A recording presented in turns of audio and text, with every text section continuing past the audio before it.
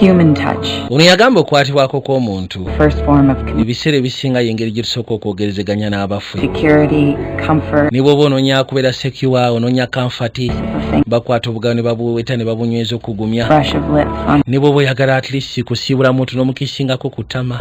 It connects us when we're happy. Ebiseera ebisinga kitugatta nga tuli basanyufu. Bolsters us in times. Ate ebiseera ebisinga kituyamba singa tuba tugudde mu kutya.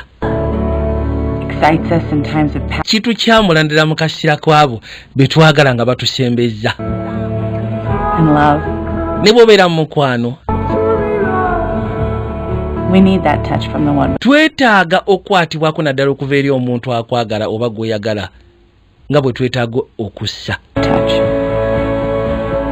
His touch. Until I couldn't have it. Yagamba nze nali simanyi mugaso gwa kwatibwako ke paka lwe natuka nga sikyasobola kubanga nkwatibwako bayiye. And you're able. So kati kino nkibagamba bw'oba osobola Touch him. omwagalwa wo mukwateko. Touch her. Mukwateko. Life's too short to waste a second. Life is too short to waste a second. Ako sigenda kada buli omwaka wudde loud and clear. Buterevu.